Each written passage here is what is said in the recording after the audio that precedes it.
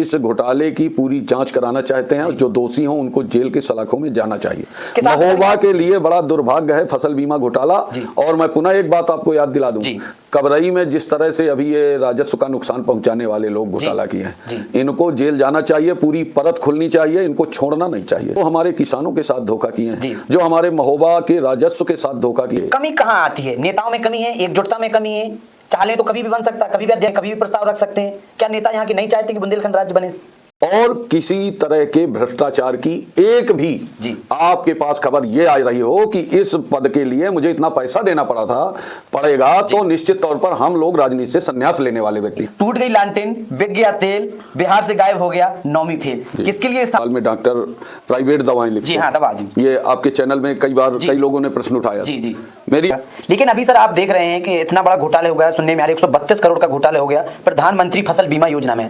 Sir इसमें कब गिरफ्तारी होंगी? गिरफ्तारी तो बहुत हुई, लेकिन सर उनको छोड़ दिया जाता है। कब इसमें कार्रवाई होगी? ना कोई अधिकारी ध्यान दे रहा है, ना कोई जनप्रतिनिधि ध्यान दे रहा है। आप अभी बात आपने की शिक्षा व्यवस्था, स्वास्थ्य व्यवस्था की बात। क्या सर आपको लगता है कि महोबा जिला की शिक्षा व्यवस्था, स्वास्थ्य व्यवस्था बेहतर है या इसमें और काम करने की जरूरत है? क्योंकि आप देखते होंगे आए दिन अपने महोबा जिला के जिला अस्पताल की वीडियो वायरल होते हैं, महिला जिला अस्पताल की वीडियो वायरल होती है, वहाँ पैसे लिए जाते हैं, महिलाओं की डिलीवरी तब होती है, वरना उनको रेफर कर दिया जाता है। तो ये चीजें सब क्यों सुनने में आती हैं सर? इनके खिलाफ आप क्या कार्रवाई करते हैं? कैसी चीजें होती हैं? बात मैं आपको स्पष्ट कह दूं, जब से इस प्रदेश में योगी जी की सरकार आई है। सर एक बहुत बड़ा सवाल मैं आपसे ले रहा हूँ, मुझे लग रहा है उसका जवाब आप बहुत सेटिस्फाई तरीके से देंगे। जैसे आप जानते होंगे प्रधानमंत्री माननीय मोदी जी वाराणसी से सांसद चुने गए, इसके बाद वो प्रधानमंत्री बने, उनने वाराणसी को चमका दिया। वैसे ही आपका हुआ सर, आप रेवाई सीट से सबसे पहले सदस्य चुने गए, इसके बाद सदस्यों ने आपको जिला पंचायत अध्यक्ष जी बनाया। तो आप रेवाई के लिए कितना विकास कर पाए? क्या आपके पास कोई ऐसा विजन था कि रेवाई को हम क्या दे पाए, वहाँ के किसानों को क्या दे पाए, वहाँ के युवाओं को क्या दे पाए? नाली, सड़क, ऐसा धार्मिक स्थल नहीं है, कोई ऐसा गांव नहीं है रिवाई क्षेत्र का जहां मैंने टीन सेट ना लगवाई। कोई काम ना हो, आपका काम बोलता है। हमारा काम 100%। सर बात आई, आपने कहा कि हमने हर जगह सड़क डलवाई, मानते हैं, हम भी रिवाई सीट से मैं भी आता हूं, सड़कें आपकी मानते हैं डली हैं, लेकिन सर सड़कें डलती तो हैं, लेकिन एक साल बाद उनकी हालत ऐसी हो जाती जैसे 10 साल की सड़क हो। जी मैं आपकी फेसबुक में देख रहा था, एक कमेंट आया था कि कुछ दिन पहले रोड बनी थी, उखड़ गई, लेकिन ना उस व्यक्ति ने अपना नाम डाला, ना गाँव का नाम डाला, ना कहीं। हमारे 5 साल तक देखने की जिम्मेदारी उस संस्था की होती है, उस ठेकेदार की होती है। खुद बाढ़ आई थी और वो कुछ दिनों बाद बह गई तो उस ठेकेदार का भुगतान नहीं किए। उससे कहा, हमारे यहाँ ऐसी व्यवस्था, मैं आपके चैनल के माध्यम से जनता से अपील भी करना चाहता हूँ, यदि वह सड़क मेरे कार्यकाल की हो, 5 साल ना हुए हों, ऐसी सड़कों का संज्ञान आप दीजिए, उसको बनवाने की जिम्मेदारी उस ठेकेदार की पुनः है। जिला पंचायत उसका निर्माण कार्य कराएगी। शिक्षा के क्षेत्र में तो हमारे यहाँ कोई काम नहीं हो रहा है, और चूंकि हमारे यहाँ पावर ही नहीं, रोजगारी के लिए हमारे यहाँ कोई काम नहीं हो रहा है कि बेरोजगारी मिटाई जा सके। आती है सरकारी विभाग, कोई भी विभाग हो, कुछ अधिकारी होते हैं जो गरीब जनता की समस्या को गंभीरता से नहीं लेते। क्यों नहीं लेते? क्या वो जनप्रतिनिधियों को बदनाम करने की साजिश करते हैं, या सरकार को बदनाम की कोशिश करते हैं, या फिर वो उस विभाग को बदनाम करने की कोशिश करते हैं, या फिर जनप्रतिनिधि और अधिकारियों की मिली भगत से होता है? इतने भ्रष्ट अधिकारी और कर्मचारी पकड़े गए हैं टीम द्वारा कि कई की नौकरी गई, कई जेल गए। रही बात यह कि अधिकारी और कर्मचारी जनप्रतिनिधि और जनता की आवाज को भी अनसुना करते हैं। जनप्रतिनिधि बड़ा होता है या अधिकारी? कहते हैं नेता की बात फोन होते हैं, अधिकारी सुन लेते हैं। नेता जनता का सेवक होता है, सरकारी कर्मचारी भी जनता के सेवक है। काल में देखिए आप, किसी ने छोड़ा ना, अधिकारी को छोड़ा, ना नेता को छोड़ा, या जनता को छोड़ा, किसी ने छोड़ा? बुंदेलखंड राज्य की सर बहुत दिनों से मांग उठ रही है, बुंदेलखंड राज्य बनना चाहिए, बनना चाहिए। आप इसमें कितना, आप इसमें सोचते हैं, आपकी राय क्या सर? बुंदेलखंड राज्य बनना चाहिए या नहीं बनना चाहिए? चित्रकूट में रम रहे रहीमन अवध नरेश, और जापर विपदा पड़त है वो आवती है देश। ऐसा तो नहीं सर सत्ता के संरक्षण में ये सब काम होते हों, पले बड़े हों, वही सब करवाते हों? शिक्षा की बात आती है, आपने कीरत सागर देखा होगा, आप जाते भी होंगे, गए भी होंगे, बच्चों से मिले भी होंगे।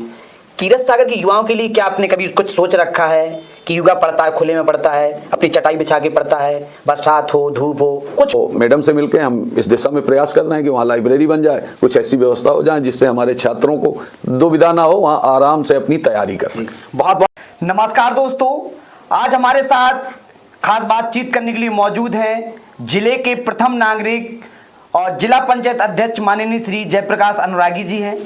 जैसा मैंने आपसे वादा कहा था कि आपके सवाल होंगे, हम माध्यम बनेंगे, सर आपके जवाब देंगे। आपने बहुत सारे सवाल भेजे, और सर जो भी सवाल हैं इस बुक में लिखे हुए हैं, सारे पूरे जनता के सर सवाल हैं, और मुझे आशा ही नहीं पूरा विश्वास है कि आप जनता को सेटिस्फाई करेंगे। जनता ने जो सवाल पूछे हैं, आपको जिस उम्मीद से जनप्रतिनिधि चुना था, जिला पंचायत अध्यक्ष बने सर, तो सर पहले तो चैनल में बहुत बहुत हमारे स्वागत है इस पॉडकास्ट में। सर आपका बहुत बहुत धन्यवाद। और the technical boy 99 news channel को जी।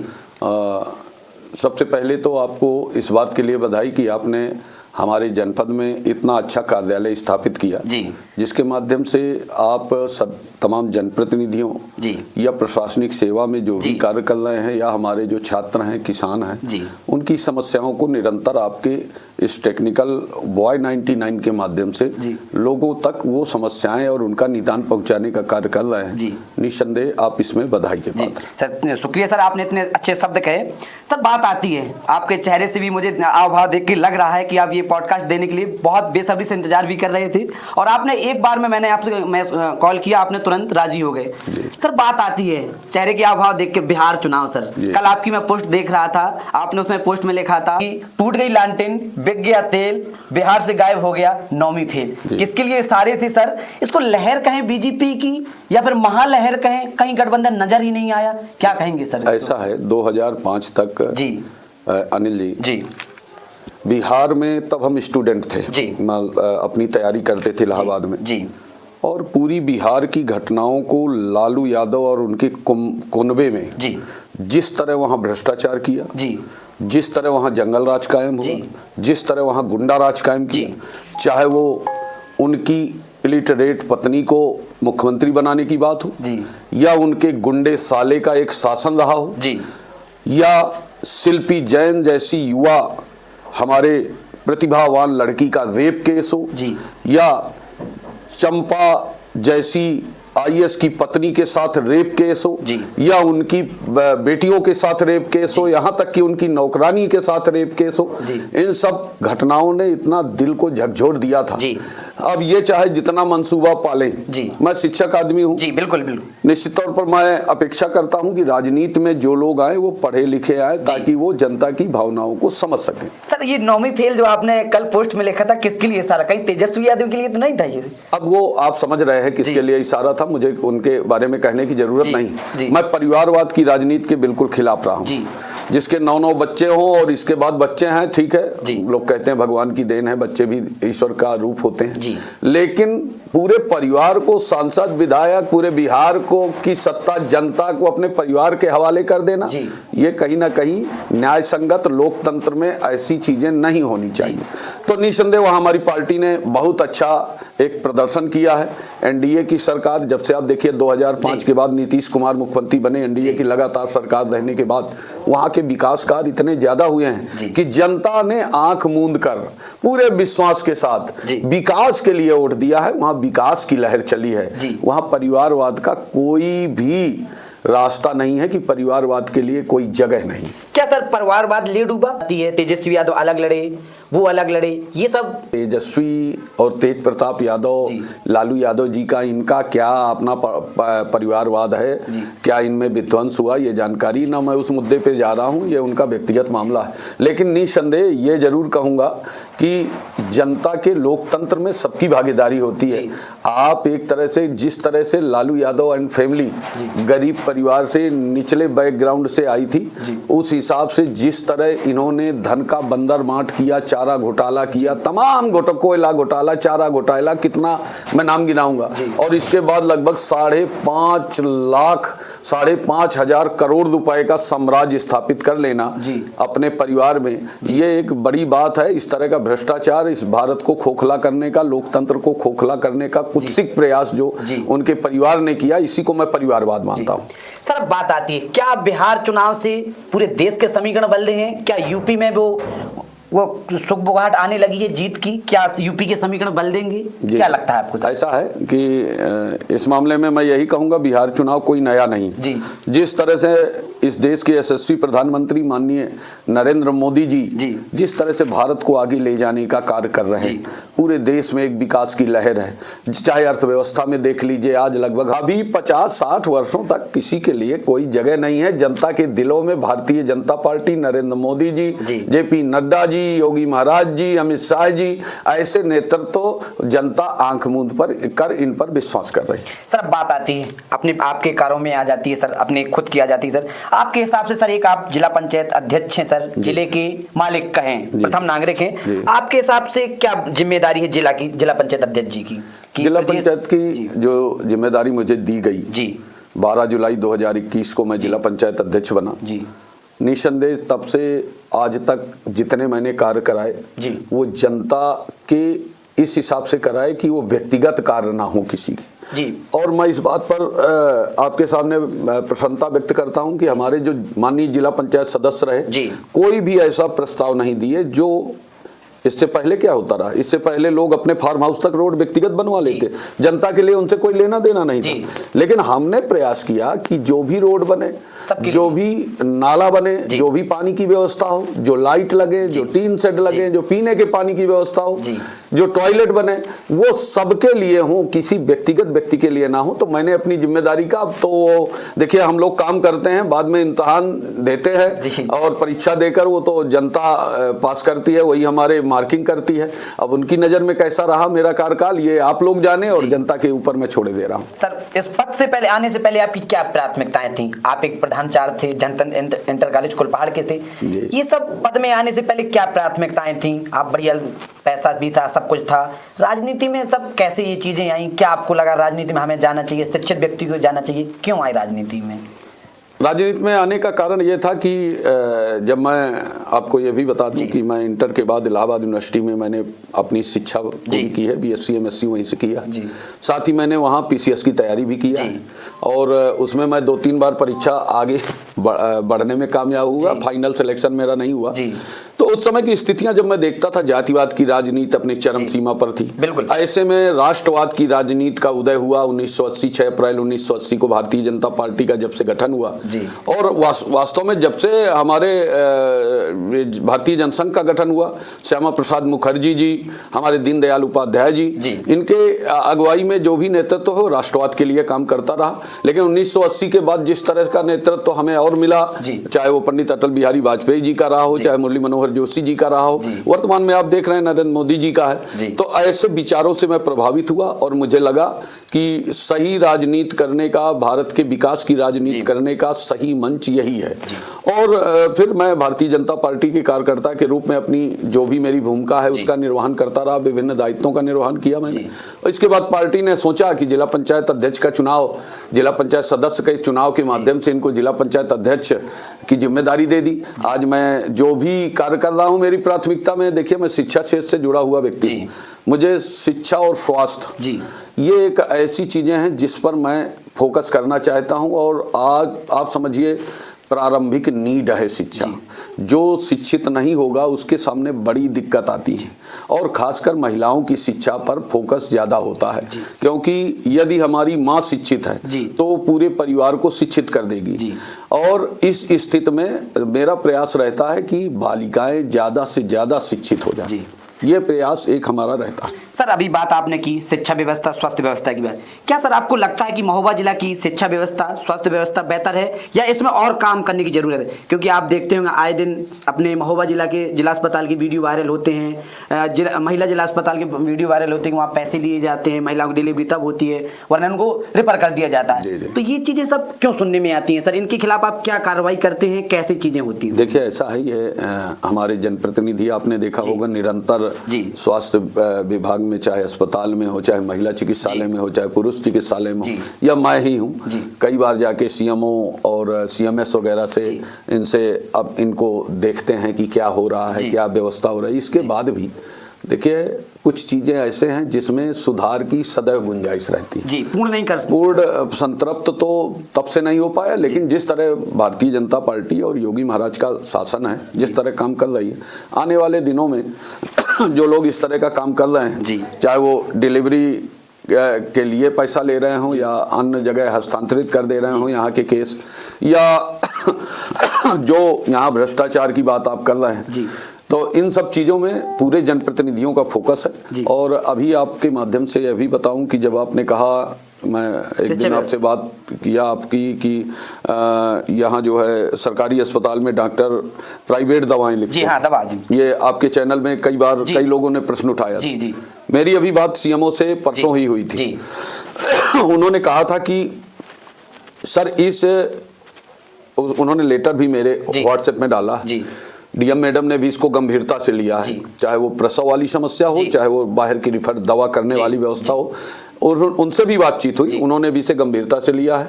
सीएमओ से बात हुई, उन्होंने कहा इस ऐसा एक शासनादेश हमने सभी को एक आदेश प्रसारित किया है कि कोई भी डॉक्टर यदि बाहर की दवा लिखता हुआ मिलेगा या मेरे पास शिकायत आ गई तो उसके खिलाफ कार्रवाई होगी। रही शिक्षा व्यवस्था की बात, तो हमारा जिला शिक्षा में काफ़ी अग्रणी है, ऐसी बात नहीं है। जब से शिक्षा को मौलिक अधिकार में शामिल किया गया तब से हमारे यहाँ साक्षरता दर भी बढ़ी है, लगभग 67 से 70% हो गई है। आने वाले समय में हमारे यहाँ के बच्चे, आप देखिए अभी जब 7,000 से अधिक वैकेंसी निकली थी तब हमारे यहाँ के पुलिस में कई बच्चे 500 प्लस हुए और कई बच्चियां भी हुई। मेरे विद्यालय के ही 62 बच्चे हुए इस साल। तो निश्चित तौर पर ऐसी, या एक बात मैं आपको स्पष्ट कह दूं, जब से इस प्रदेश में योगी जी की सरकार आई है, टैलेंटेड और निश्चित तौर पर क्वालिफाई लड़कों का ही सिलेक्शन हुआ है और किसी तरह के भ्रष्टाचार की एक भी आपके पास खबर ये आ रही हो कि इस पद के लिए मुझे इतना पैसा देना पड़ेगा तो निश्चित तौर पर हम लोग राजनीति से संन्यास लेने वाले हैं। योगी जी का इतना प्रयास रहता है कि किसी विभाग में किसी तरह का कोई भ्रष्टाचार ना हो। मैं इस बात का साक्षी हूँ। उत्तर प्रदेश माध्यमिक शिक्षा चयन बोर्ड के द्वारा कई लोगों का चयन होता था। समाजवादी के बैनर तले कई नेता इलाहाबाद यूनिवर्सिटी में काम करते थे, नेतागिरी करते थे और वो नेता जब बेरोजगारी स्थिति में आते थे तो समाजवादी की सरकार जब बनी उनको सबको लेक्चर बना के भेज दिया। ये आपको सही बता रहा हूँ। 3 लाख 5 लाख वहां का रेट चलता था चयन बोर्ड का। लेकिन इन सब चीजों को इंटरव्यू समाप्त करके और पारदर्शी एक व्यवस्था करके सरकार ने जितनी, मैं ये तो नहीं कह रहा हूं कि सरकारी वैकेंसी चाहे जितनी आ जाए तब भी कम लगेगी, चाहे, क्योंकि हम लोग अब लगभग 1.5 अरब के आसपास जा रहे हैं। तो आने वाले समय में और परिस्थितियां बदलेंगी, लेकिन कौशल विकास के द्वारा मुद्रा लोन के माध्यम से कई तरह की व्यवस्था सरकार कर रही है और आउटसोर्सिंग के माध्यम से देखिए इस नए आयोग का गठन कर रही है सरकार। तो आने वाले समय में लगभग सबको रोजगार देना संभव नहीं है वो जो सरकार कहती है, लेकिन सबको अपने पैरों पर खड़े होने के लिए सरकार एक प्रयास कर रही है। सर एक बहुत बड़ा सवाल मैं आपसे ले रहा हूँ, मुझे लग रहा है उसका जवाब आप बहुत सेटिस्फाई तरीके से देंगे।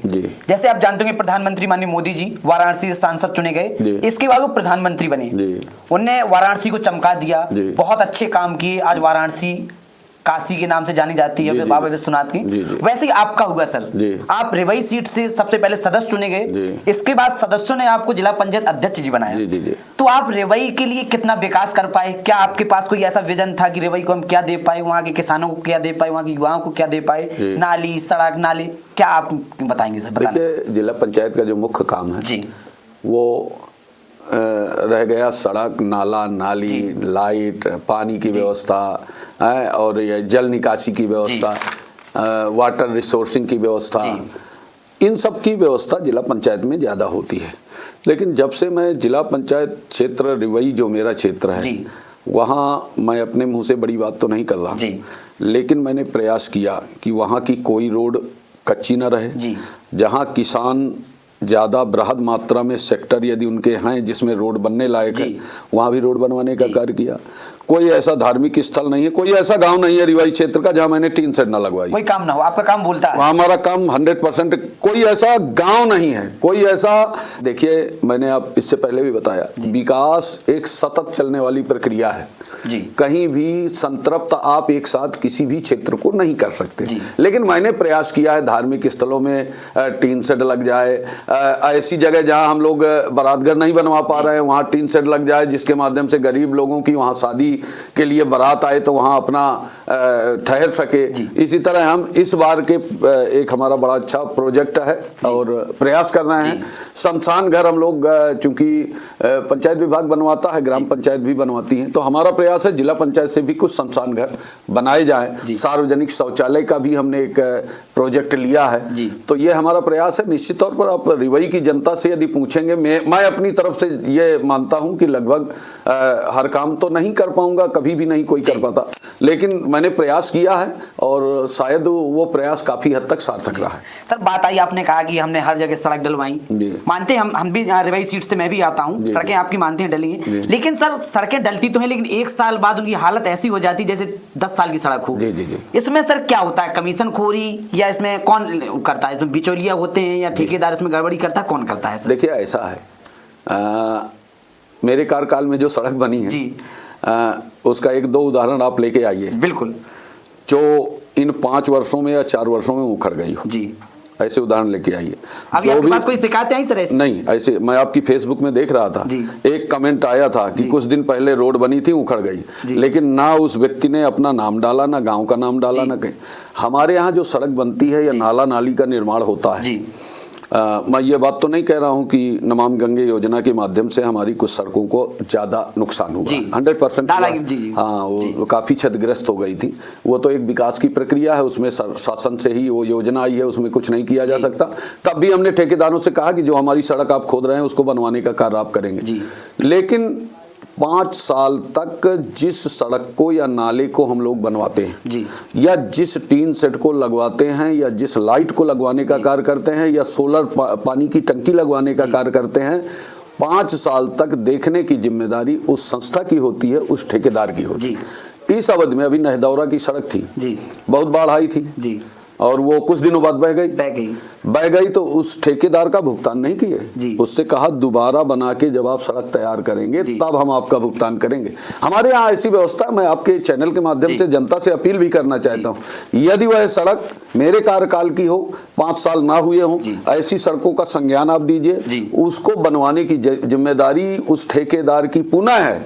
जिला पंचायत उसका निर्माण कार्य कराएगी। जिला पंचायत एक ऐसी संस्था है जिसके अपने जेई होते हैं, अपने इंजीनियर होते हैं और अपना एस्टीमेट जिला पंचायत स्वयं बनाती है। फिर भी मैं आपसे कहता हूं, एक तो उखड़नी नहीं चाहिए। बाय द वे यदि ऐसी परिस्थितियां आई हैं तो आप हमें अवगत कराइए, हम उनका पुनर्निर्माण करके क्षेत्र को पुनः वो सड़क नई करा के देने का कार्य हमारा रहे। सर, ये बहुत अच्छी आपने बात कही और जनता से सीधे संवाद आपने किया, जनता से जो आपने विश्वास वादा दिया है। सर, आप सवाल ले लेते हैं सर। सर, आपके कार्यकाल में जिले में कौन सा काम सबसे ज्यादा सफल रहा, जो आपने प्रयास किए हों और सफल रहा हो? मैंने देखिए, हमारे यहाँ मुख्य काम तो यही रोड नाला नाली यही है और उस तरह की देखिए बेरोजगारी के स्तर की कोई बात नहीं। पहले जो प्राथमिक शिक्षा या इंटर कॉलेज हुआ करते थे वो जिला पंचायत के अधीन हुआ करते थे, लेकिन अब मुझे लग रहा है 1-2 कॉलेज में जो जिला पंचायत की बिल्डिंग में चल रहे हैं, तो जनपद में 2 विद्यालय हैं, एक नेहरू इंटर कॉलेज महोबा, एक पनवाड़ी का नेहरू इंटर कॉलेज पनवाड़ी, ये जिला पंचायत की बिल्डिंग में चल रहे हैं। शेष जिला पंचायत जब शिक्षा व्यवस्था शुरू में जिला पंचायत के हवाले थी, तो अब ये शिक्षा के क्षेत्र में तो हमारे यहाँ कोई काम नहीं हो रहा है और चूंकि हमारे यहाँ पावर ही नहीं तो नहीं हो सकते। बेरोजगारी के लिए हमारे यहाँ कोई काम नहीं हो रहा है कि बेरोजगारी मिटाई जा सके। आपके कार्य क्षेत्र में नहीं आता? हाँ, ये कार्य क्षेत्र में हमारे नहीं आता, लेकिन जो भी मैंने कार्य किया, जैसे नमामि गंगे आने से पहले हमने सोलर टंकी ऐसी जगह लगवाई, आप देखिए कई जगह आपके गांव में भी लगी है। तो ऐसी जगह हमने सोलर टंकी लगाई कि वो आज भी चल रही है, बहुत अच्छे लोग संतुष्ट हैं। ऐसे ही टीन सेट, जब मैंने बताया कि जब टीन सेट का निर्माण कराया तो लोग तरह तरह की उंगली उठाने लगे, लेकिन उनमें मैंने देखा कई जगह टीन सेट के नीचे मंडियाँ चल रही हैं, सब्जी वाले बैठे हैं, कई जगह जो है उन टीन शेडों में बारात ठहरने का काम कर रही है, कई जगह उन टीन शेडों में बड़े बड़े कार्यक्रम लोग आयोजित कर रहे हैं, यज्ञ कर ले रहे हैं और भंडारा कर ले रहे हैं। तो ये सब चीजें, लाइट है, उन स्थानों पर लाइट यदि बिजली विभाग की नहीं पहुंच पाई तो उसमें जिला पंचायत ने सोलर लाइट के माध्यम से वहां उजाला करने का काम किया। ये सारे कार्य जनता के लिए किए गए हैं, जनता के विकास के लिए किए गए हैं। हमारा प्रयास रहता है कि जिला पंचायत अध्यक्ष के रूप में जो हमें जिम्मेदारी मिले उसका निर्वहन हम कायदे से करें। सर, अब बात आती है सरकारी विभाग, कोई भी विभाग हो, कुछ अधिकारी होते हैं जो गरीब जनता की समस्याओं को गंभीरता से नहीं लेते। क्यों नहीं लेते? क्या वो जनप्रतिनिधियों को बदनाम करने की साजिश करते हैं, या सरकार को बदनाम की कोशिश करते हैं, या फिर वो उस विभाग को बदनाम करने की कोशिश करते हैं, या फिर जनप्रतिनिधि और अधिकारियों की मिली भगत से होता है? क्यों ये भ्रष्टाचार जो होता है, आप कहीं भी चले जाइए, गरीब आदमी आता है, फोन करता है, भैया यहाँ से पैसे मुझे मांग रहे थे, ये कैसे सर ये रुकेगा? सर, योगी सरकार महाराज जी की जब से आई जीरो टॉलरेंस की नीति के अंतर्गत यहाँ काम किया गया।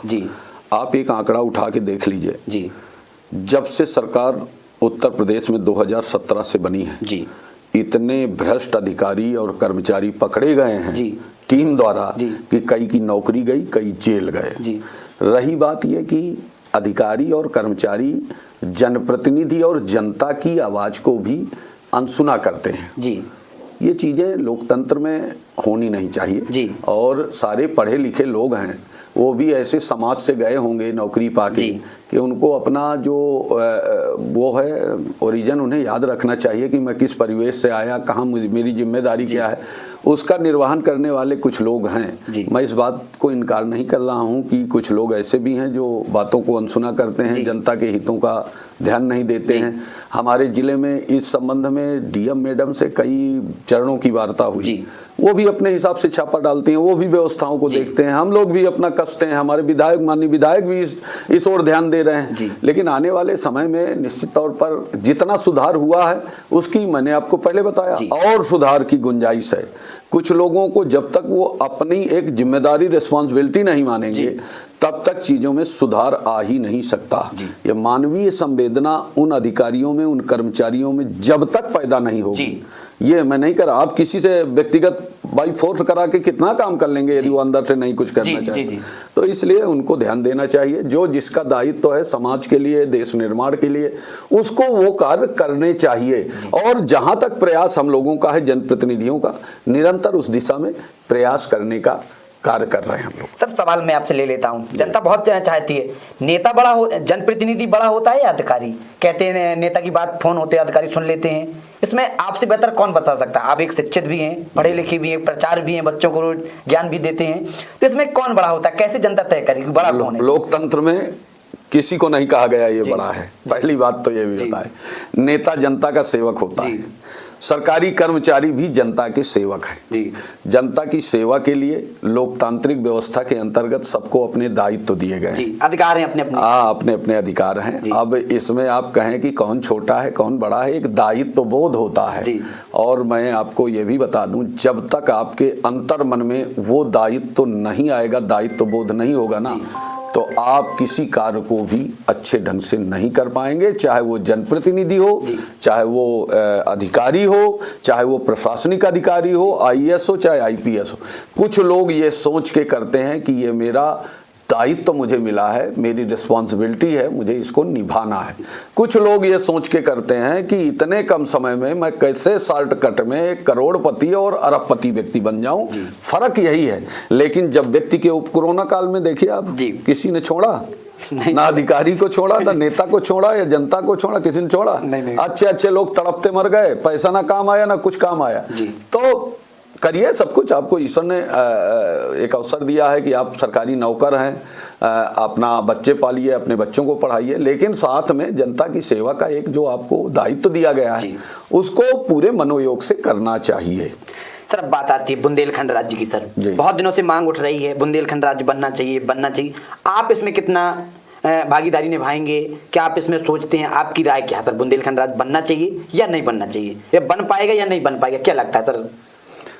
देखिए, पुराने समय में हमारा बुंदेलखंड जिजौती, मध्यदेश और जेजाभिमुक्ति, चेदी, आज आदि नामों से जाना जाता था। मध्य देश के नाम से जाना जाता, बुंदेलखंड पुलिंद देश के नाम से जाना जाता था। आप ये समझिए एक देश के रूप में पहचान थी बुंदेलखंड की। फिर आज तो सर बहुत पिछड़े एरिया में कोई भी आता है कहता है। अब देखिए, तमाम ऐसे राज्यों को प्रदेश के रूप में मान्यता दे दी गई, चाहे वो झारखंड हो, चाहे छत्तीसगढ़ हो, उत्तराखंड है, तेलंगाना वगैरह तमाम राज्य आ गए। लेकिन अब ये बुंदेलखंड का दुर्भाग्य है कि इस ओर कोई ध्यान नहीं दे रहा। बुंदेलखंड की इतिहास यदि आप देखें तो यहाँ जो है भगवान श्री राम भी 12.5 वर्ष का वनवास चित्रकूट में, 12.5 साल का वनवास चित्रकूट में बिताने का कार्य किए हैं। और रहीमदास ने कहा है कि चित्रकूट में रम रहे रहीमन अवध नरेश, और जा पर विपदा पड़त है वो आवत यह देश। तो यानी भगवान श्री राम की शरण स्थली भी हमारा बुंदेलखंड रहा है, चित्रकूट धाम, कामतानाथ धाम रहा है। इसके साथ ही बुंदेलखंड का एक ऐतिहासिक, आप देखिए, छत्रसाल महाराज के समय से कि इत चंबल इत यमुना उत नर्मदा इत चंबल उत टौस, और छत्र साल से लड़न को रही न कोनो हौस। किसी की हिम्मत नहीं थी। नदियों से घिरा हुआ हमारा भाग था बुंदेलखंड। छत्र साल जैसे राजा थे, वीर प्रतापी, आल्हा उदल जैसे चंदेल शासक थे, और इतनी बड़ी एकता थी कि उसमें एक कवि ने लिखा है कि भैंस बंधी है ओरछा, पड़ा होशंगाबाद, और लगवइये हैं सागरे, चापिय रीवा पार। मतलब इतनी बड़ी एकता की थी कि लोग निश्चिंत थे। कहाँ क्या स्थितियां हैं। नए राज्यों के गठन के लिए जो 4 मानक हैं वो पूरा बुंदेलखंड पूरा कर रहा है जी। चाहे वो भौगोलिक स्थिति हो, चाहे आर्थिक क्षमता हो, चाहे प्रशासनिक सुगमता हो, चाहे आर्थिक स्थिति हो, चाहे भाषाई और सांस्कृतिक एकता हो। ये सारी चीजें नए राज्य के रूप में जो मानक हैं नए राज्य के गठन के लिए, वो हमारा बुंदेलखंड पूरा कर रहा है। और सुने भी थे कि 13 जिलों को मिला के एक राज्य बनने का एक प्रयास कर रहे हैं। राजा बुंदेला के नेतृत्व में तो काफी प्रयास चल रहा है। हमारे समाज सेवी भी लगे हैं। अपने महोबा में तारा पाटकर जी कितना प्रयास कर रहे हैं, लगातार प्रयास कर रहे हैं। आने वाले समय में बुंदेलखंड को भी राज्य का दर्जा मिलना चाहिए। और ये नहीं कह सकते कि अब बुंदेलखंड पिछड़ा है। जब से भारतीय जनता पार्टी की सरकार आई, बुंदेलखंड में ऐसी ऐसी योजनाएं आई। आप हम कभी कल्पना कर सकते थे बुंदेलखंड एक्सप्रेसवे बनेगा? अरे गलियों में जहां हम लोग जा रहे हैं, जहां लोग रह रहे हैं, वहां सड़कें तो थी नहीं। सड़कों का जाल बिछा, बुंदेलखंड एक्सप्रेसवे बना। केन बेतवा लिंक अभी जब परियोजना अपना संतृप्त हो जाएगी, यहाँ के जो किसान हैं वो पूर्वांचल, हरियाणा और पंजाब के किसानों से कम नहीं रहेंगे। आप देखिएगा कि यहाँ की धरती भी बुंदेलखंड को, जिसको पहाड़ी क्षेत्र और उबड़ खाबड़ क्षेत्र कहा जाता था, हमारे यहाँ तो पन्ना में हीरा पाया जाता है। तमाम पत्थर ऐसे हमारे महोबा में देखिए, गौरहारी में गौरा पत्थर है। तमाम ऐसे पीतल नगरी है हमारी, ललितपुर और श्रीनगर, तमाम चीजें हैं। कालपी में कालीन बनते हैं। ऐसी ऐसी स्थितियां हैं जो प्रदेश बनने का पूरा मानक बुंदेलखंड पूर्ण कर चुका है। अब सरकार की नजर है कि सरकार कब तक अपनी इनायत करती है कि हमें भी एक राज्य के रूप में यदि अवसर मिल जाए तो बुंदेलखंड जो अपने पैरों पर खड़ा होने का एक प्रयास हो जाएगा। जिस तरह हम लोग देखते हैं छत्तीसगढ़ हो चाहे उत्तराखंड हो, ये राज्य के, इन राज्यों के पास हमसे ज्यादा संसाधन नहीं थे और हमारे बुंदेलखंड में इनसे अधिक संसाधन है। लेकिन इसको यदि गठित किया जाएगा, बुंदेलखंड राज्य बनेगा, तो आने वाले समय में बुंदेलखंड को कई विकास के आयाम स्थापित होंगे। एक महेश कटारे कवि ने कहा था कि ऐसे कबहू मुकद्दर हुई हैं, दूर सबरे दुरुद्दर हुई हैं। तो आने वाले समय में जब तक बुंदेलखंड नहीं बनेगा ना, तब दुरुद्दर सबके दूर नहीं होंगे। सब बात आती है, आपने इतना बता दिया। कमी कहाँ आती है? नेताओं में कमी है, एकजुटता में कमी है। चाहे तो कभी भी बन सकता है, कभी भी अध्यादेश ला सकते हैं, कभी भी प्रस्ताव रख सकते हैं। क्या नेता यहाँ के नहीं चाहते कि बुंदेलखंड राज्य बने? नहीं, ऐसा नहीं है। बुंदेलखंड राज्य की एक आप ध्यान करिए, इस तो भैया ने चलाई थी। यहाँ पे हमारे कुंवर पुष्पेंद्र सिंह चंदेल जी जब सांसद थे, वर्तमान सांसद, उन्होंने लोकसभा में आवाज उठाई थी। और हमारे अभी आपने नाम लिया हमारे माननीय विधायक जी का, उन्होंने भी उठाया। कई लोग हैं जो हमारे जनप्रतिनिधि हैं, जितेंद्र सेंगर जी, राकेश गोस्वामी जी, लगातार प्रयास कर रहे हैं। बुंदेलखंड के सारे विधायक नेता लगे हुए हैं कि बुंदेलखंड राज्य, हमारे बुंदेलखंड के तो हैं राजा बुंदेला, वो भी अपना प्रयास कर रहे हैं। कुछ लोगों ने अपना प्रयास किया था, हम लोग सुनते थे, कभी इंसाफ सेना एक थी, वो बुंदेलखंड राज भले पधारे जू और किसके नारों से वो बनाने का काम करते थे, वो ठप पड़ गई। कई चीजें हैं उसमें प्रयास कर रही है सरकार की। मैंने बताया ना, इस सरकार की नजरें इनायत होने में देर है। बुंदेलखंड राज्य अंधेर नहीं है, निश्चित तौर पर बनेगा। अब बात आती है सर, किसानों की बात आती है। आपने बुंदेलखंड को बताया, पंजाब के किसान की तुलना आपने कर दी बुंदेलखंड का। लेकिन अभी सर आप देख रहे हैं कि इतना बड़ा घोटाले हो गया, सुनने में आ रहा है 132 करोड़ का घोटाले हो गया प्रधानमंत्री फसल बीमा योजना में।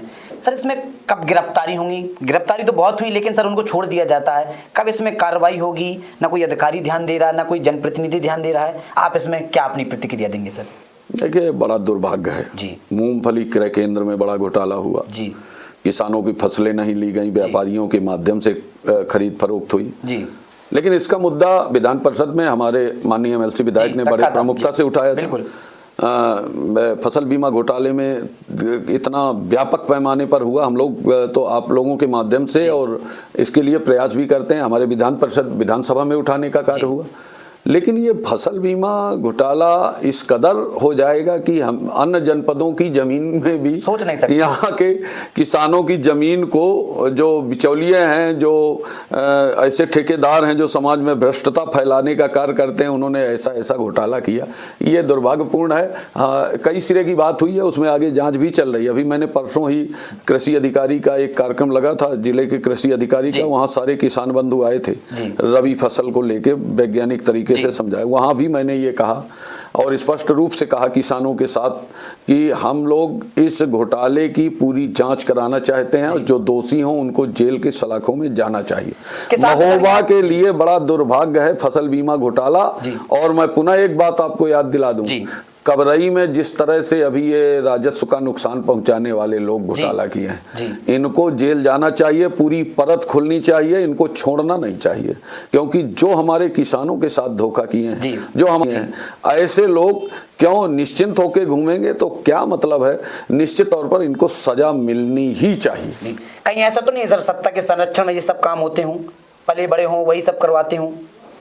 ये कोई जनप्रतिनिधि खुल के क्यों नहीं साथ देता किसानों का? नहीं, ये संभावना जो आप बता रहे हैं जनता, देखिए प्रतिनिधि जो होता है वो जनता का सेवक होता है, और ऐसे कार्य जो यहाँ अपने जनप्रतिनिधि हैं या हमारे तमाम ऐसे नेता हैं जो कार्य करते हैं जनता के लिए करते हैं, और जनता के साथ धोखा करने का काम कोई नहीं करता। ये लोगों की अपनी मिली भगत हो गई है। कई बार हम बात करते हैं, हम लोग भी टीचर हैं, सामान्य जन ये कहते हैं कि सब मिली भगत होती है, नेता और अधिकारी मिलके खा रहे हैं, ये तमाम चीजें सुनने को मिलती है, सोशल मीडिया पे चलती हैं, लोगों को जानकारी नहीं होती, तब इस तरह की बात करते हैं।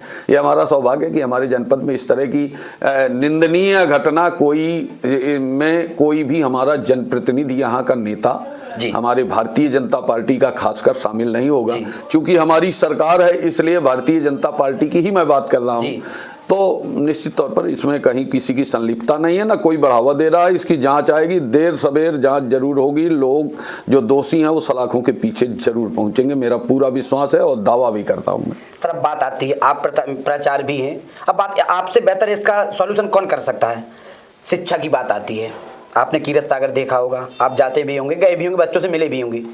कीरत सागर की युवाओं के लिए क्या आपने कभी कुछ सोच रखा है कि युवा पढ़ता है, खुले में पढ़ता है, अपनी चटाई बिछा के पढ़ता है, बरसात हो, धूप हो, कुछ हो, गर्मी हो, बैठ के पढ़ता है। कीरत सागर के युवाओं के लिए और हमारे बुंदेलखंड के युवाओं के लिए आपकी क्या सोच है? उनको क्या आगे देखना चाहते हैं सर? बुंदेलखंड की बात तो व्यापक हो जाएगी, लेकिन निश्चित तौर पर यहाँ का जो हमारे महोबा जनपद का युवा है, अभी मैं एक कार्यक्रम लगा था मुढ़ारी, वहाँ से पिछले 3 सालों के में वहाँ लगभग उस मुढ़ारी गांव के 62 लोगों का चयन हुआ। बिल्कुल हुआ सर, मुढ़ारी हो गया, सुपा हो गया सर, बहुत सिलेक्शन दिया हुआ।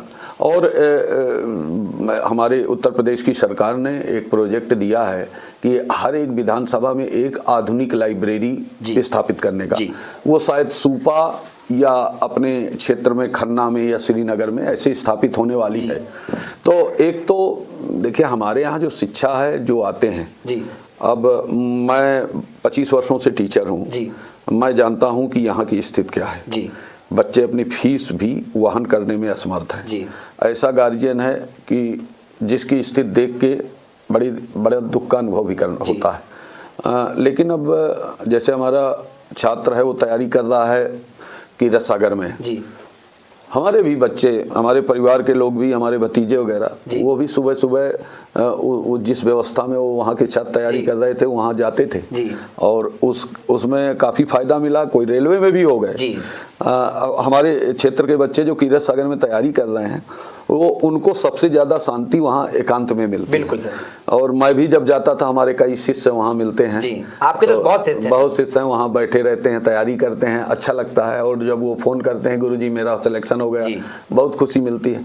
अब कीरत सागर में कायदे से चाहिए, एक बार वहाँ जब मेला की बैठक हो रही थी तो मैंने अपनी बात रखी थी कि डीएम मैडम से और पूरी कमेटी से कि जो भी पैसा इस कचरी मेला का इकट्ठा हो किराए के नाम पे, उसमें बच्चों के लिए कीरत सागर में ही क्यों ना आधुनिक लाइब्रेरी खोल दी जाए जी। जो बच्चे वहाँ पढ़ना चाहते हैं उनके लिए ऐसी किताबों की व्यवस्था, बुक्स की व्यवस्था कर दी जाए कि वो वहाँ लेके अपना अध्ययन करके फिर वहीं जमा कर दें। ऐसे अलॉटमेंट कर दिया जाए। क्यों ना कीरत सागर के जो तट हैं वहाँ पर टीन शेड का निर्माण कर दिया जाए ताकि वो छाए में बैठ के अपना पढ़ाई कर सकें। क्यों ना वहाँ ऐसी लाइट लगा दी जाए, सोलर लाइट की लाइट जाए भी तो भी बच्चों का कोई नुकसान ना हो। लेकिन ये सारी चीजें हमने डीएम मैडम के सामने रखी और उनकी पूरी कजली कमेटी के सामने रखी। तमाम जो है सामाजिक लोग भी वहाँ बैठे थे, तो उन्होंने इस बात को स्वीकारा कि देखिए एक स्पॉट है जी, कीरत सागर एक स्पॉट छात्रों के जीवन में एक ऐसा स्पॉट आ गया है कि कुछ लोग मान्यता भी अपनी मानते हैं छात्र की यहाँ बैठ के पढ़ने में कई लोगों का सिलेक्शन हुआ है, हमारा भी होगा और थोड़ा शांति उन्हें मिलती है, अच्छा सुकून मिलता है, अच्छा वातावरण है। अब मैं पर्यटन को भी गलत नहीं मानता कि पर्यटन की दृष्टि में वहाँ नाव वाव चलने लगी, लेकिन जब भी चली थी तब हमने इसका विरोध किया। हमने कहा वहाँ पर्यटन के लिए तमाम है, आपके मदन सागर है और भी सागर हैं, उनमें आप खूब विकास करिए, उनमें खूब नाव और बोट चलाइए। यहाँ छात्र आता है उनके लिए पढ़ाई के लिए साफ सफाई पानी की करवा दीजिए ताकि वो देखने लायक एक ऐतिहासिक स्थल है और छात्रों के हिसाब से यदि विकास हो जाए तो निश्चित तौर पर वो एक बहुत बड़ा प्रोजेक्ट होगा। मैंने अपनी बात कही है और मैं आपके माध्यम से ये भी बताना चाहता हूँ कि मेरी इस संबंध में आगे बात चर्चा हुई थी। जो इस कमेटी को देख रहे थे जिनके नेतृत्व में गठन था, डीपीआरओ भी थे उसमें, तो डीपीआरओ बता रहे थे कि काफी पैसा सर इस बार मेले में इकट्ठा किए हैं, तो मैडम से मिलकर हम इस दिशा में प्रयास कर रहे हैं कि वहाँ लाइब्रेरी बन जाए, कुछ ऐसी व्यवस्था हो जाए जिससे हमारे छात्रों को दुविधा ना हो, वहाँ आराम से अपनी तैयारी कर सकें। बहुत बहुत शुक्रिया सर, आपने बच्चों के लिए इतना प्रयास किया, सोच रहे हैं। हमें आशा नहीं पूरी उम्मीद है कि आपका ये प्रयास सफल होगा और कीरत सागर के युवाओं को एक पढ़ने की व्यवस्था मिलेगी, आधुनिक लाइब्रेरी मिलेगी। देखिए अनिल जी, मुझे लग रहा है आपका रुझान भी सबसे ज़्यादा उन छात्रों के बारे में जाता है जो तैयारी करते हैं या ऐसे छात्र जो बेरोजगार हैं। निश्चित तौर पर मैं आपके मुंह में आपकी बड़ाई नहीं कर रहा, एक आप ऐसे व्यक्ति हैं जो अपने चैनल के माध्यम से किसानों की, छात्रों की समस्या को प्रमुखता से उठाने का कार्य करते हैं। आप वो उस वाली भीड़ में नहीं शामिल हैं जो देश के अन्य मुद्दों पर या प्रदेश के अन्य मुद्दों पर बात करते हैं। आप सिर्फ और सिर्फ बेरोजगारी या ऐसे छात्र जिनकी स्थिति गड़बड़ है, क्योंकि आप उस पीड़ा से गुजर चुके। और शिक्षक होने के नाते मेरा भी यही उद्देश्य रहता है, यही एक अपेक्षा रहती है कि हमारे छात्रों का जितनी ज़्यादा से ज़्यादा चयन, मैं तो ऐसे लोगों को से कई बार बात भी कर चुका। अभी कल मैं एक वार्षिक उत्सव में गया था, शताब्दी समारोह राजकीय इंटर कॉलेज श्रीनगर। वहाँ पर एक डीजीपी थे, पूर्व में वो बिहार सरकार में डीजीपी रहे हैं बिहार प्रदेश में। ऐसे कुछ लोग यदि इकट्ठा हों, जैसे आप ननौरा गांव के कई लोग आईएएस हैं, हमारे विद्यालय के सतारी वगैरह से पीसीएस हैं, तो ऐसे लोग इकट्ठा हों, वो एक माहौल बनाएं कि छात्रों में इस तरह के स्पॉट में ही पढ़ाई हो जाए, अच्छी हो जाए, सब लोग सार्थक प्रयास करें। हमारे गांव पड़ता है पपरेंदा, उसके बगल में एक गांव पड़ता है पचनेही, 2-3 शुरू में 1-2 आईएएस निकले वहां से, और ऐसा चलन चला कि काफी संख्या में वहां से पीसीएस और आईएएस अधिकारी हो गए। देख के, उनको सुन के, उनसे प्रेरणा लेके ऐसा प्रयास यदि लोग करें तो निश्चित तौर पर महोबा में भी अच्छे लड़के हैं, बहुत अच्छे लड़के हैं, बहुत ज़्यादा टैलेंट है, तो वो भी आगे उनसे प्रेरणा लेके और आगे बढ़ने का कार्य करेंगे। और जिला प्रशासन से मैं पुनः जो है जनप्रतिनिधियों के माध्यम से, मैं भी एक जनप्रतिनिधि हूँ लेकिन मैं उनसे सहयोग की अपेक्षा करूँगा कि ऐसे छात्र जो वहाँ कीरत सागर में तैयारी कर रहे हैं उनके लिए मूलभूत सुविधाएं उपलब्ध कराने का कार्य प्रशासन के माध्यम से होना चाहिए, नगर पंचायत के, नगर पालिका के माध्यम से होना चाहिए। आपने मुझे आमंत्रित किया, काफ़ी अच्छा बेहतरीन आपका ये जो आपने बनाया है वो, उसके लिए आपको बधाई, पुनः बधाई। और आप इसी दिशा में प्रगति करते जाएं, जनता के मुद्दे उठाते जाएं, हम लोगों में जो भी कमियां हो वो भी बताते जाएं, जो अच्छे कार्य करें। मैं ये भी एक तारीफ ये भी आपको कर दूं और ये भी अपेक्षा रखते हैं जो जनप्रतिनिधि अच्छा कार्य करें उसको कभी कभी टॉनिक मिल जाता है, जो लोग कहते हैं हाँ अच्छा काम किया। सदैव कमी ना निकाल के कुछ ना कुछ कमी भी निकालिए, कमी निकालना पूरा दायित्व तो है, लोकतंत्र है, लेकिन अच्छे काम हो तो उसकी तारीफ भी करना चाहिए। आपको बहुत बहुत धन्यवाद करता हूँ, आभार करता हूँ कि आपने मुझे आमंत्रित किया। आपका भी सर बहुत बहुत धन्यवाद।